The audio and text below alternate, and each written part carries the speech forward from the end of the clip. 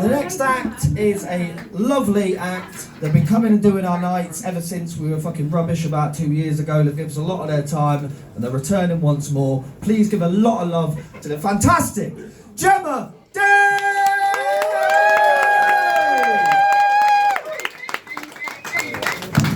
Hello! Hi! I think I'm probably the act that Billy's describing when he says we've got dry humour in the house. But I'd like to know, I'm not menopausal just yet, so there you go. Right,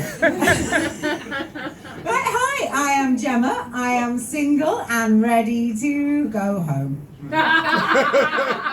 always ready to go home. I love home, it's where all my cool shit is. I do. I like coming out. I like seeing you lovely people, but I have reached an age now where basically going out is just the foreplay that makes going home all the more satisfying. If you don't believe me, well, it's not nearly 9 o'clock yet, and I'm telling you, every woman here over 25 has already started fantasising about taking their bra off. And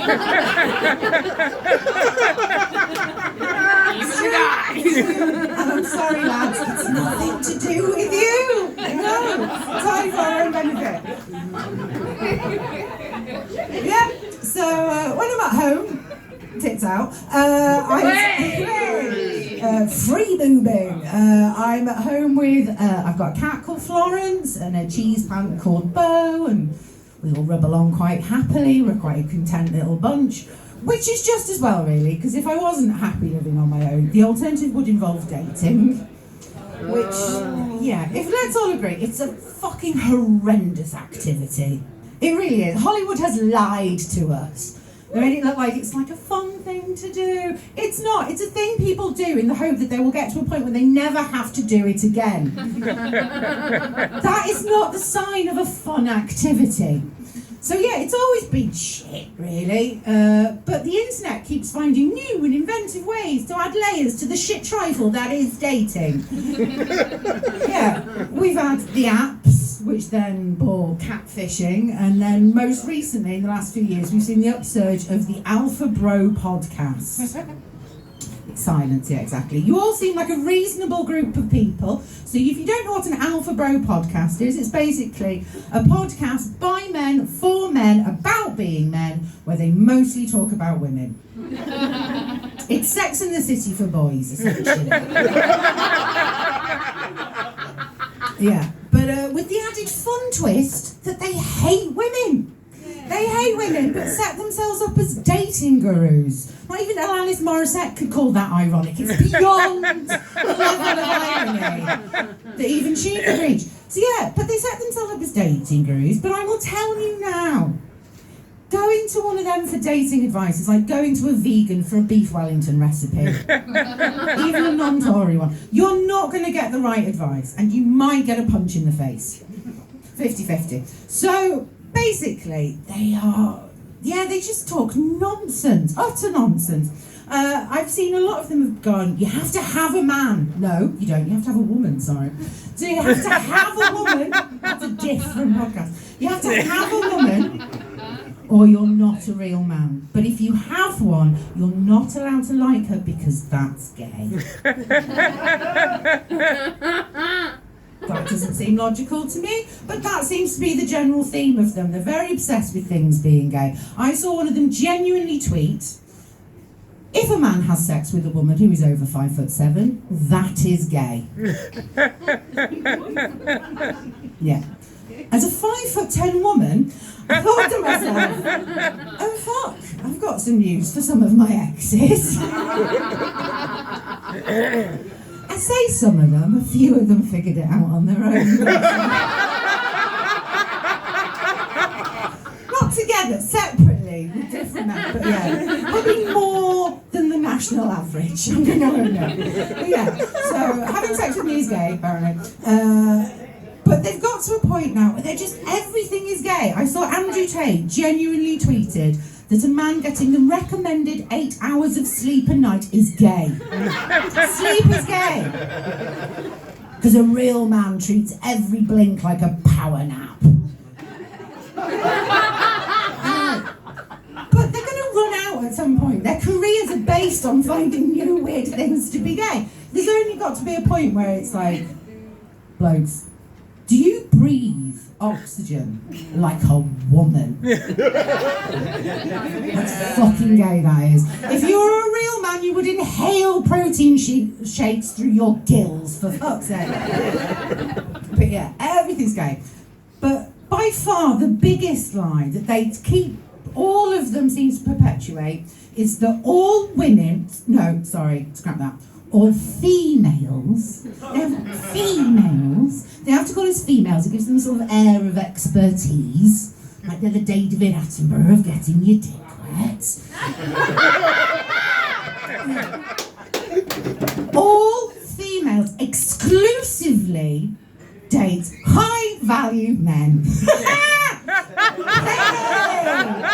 Yeah, let's all laugh at that one. Every woman you know who dates men has cried genuine tears of heartbreak over some very Asda value pricing.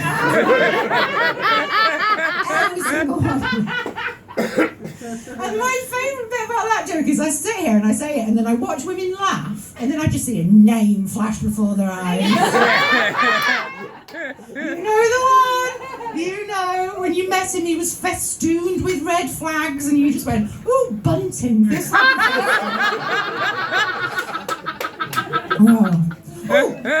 Talking of Asda, did you know, side note, Asda make cheese slices that contain 11% cheese. 11% cheese. 11% cheese, 80% water, 9% other stuff, and they're legally allowed to call it cheese. By that logic, I am cheese. It's slightly concerning. I think I should probably change my name to Brie. Have you ever wondered why Brie is the only cheese name? No, I have. I live alone with a cat. I've got a lot of time on my hands. No, but if you think about it, there are loads of other cheeses that make really good names. I imagine sort of a very sort of middle-class pair of twins, you know, the sort with the pencil cases from John Lewis and their mother going, have you met our darling children? This is Stilton and Halloumi. Or as we like to call them, Stinky and Squeaky. But then you'd have the sort of more working class equivalent, which would be Dairy Lee, spelled Dairy Leigh. And her brother, Blue Vinny.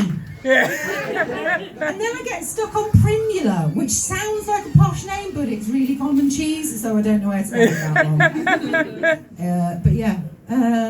So yeah, I've wandered off onto a slight cheese tangent, haven't I? Where was I? Oh yeah, high value men.